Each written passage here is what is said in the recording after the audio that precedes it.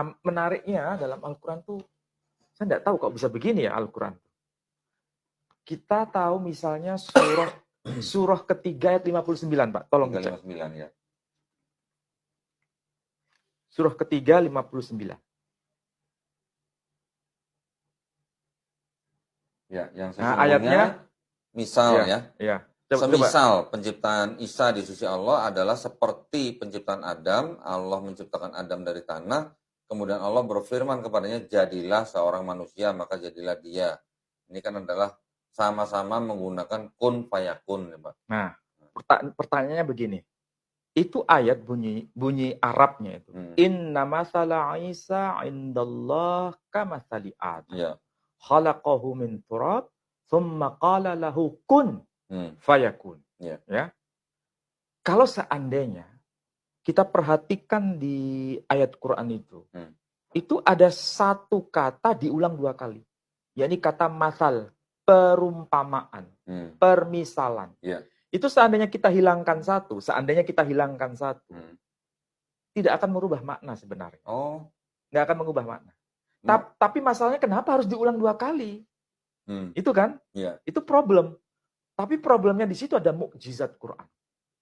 Kalau hanya ditulis sekali, itu tidak ada keseimbangan. Kalau misalnya ya ayat itu berbunyi, Inna mathala Isa indallahi ka'adam khalaqahu min turab thumma qala lahu kun fayakun. Kata masal yang kedua dihilangkan, nggak akan mengubah makna sebetulnya. Tapi masalahnya kenapa ya harus diulang 2 kali? Ternyata di situ ada keseimbangan. Sebelum kata khalaqahu, itu ada 7 kata. Ada 7 kata. Setelah kata khalaqahu, ada 7 kata. Jadi seimbang. Kalau hilang satu, nggak seimbang. Yang satu 7, yang satu 6. Nggak seimbang. Dan Nabi Isa dengan Nabi Adam alaihissalam itu semuanya disebutkan juga jumlahnya sama, Pak? Sama, 25 kali. 25 kali. Jadi kalau kita hitung dengan komputer, nama Nabi Isa, nama Adam disebutkan masing-masing 25 kali. Yang lebih aneh lagi, surah Maryam. Coba cek. Surah Maryam, ayat yang 34 sampai ayat 59.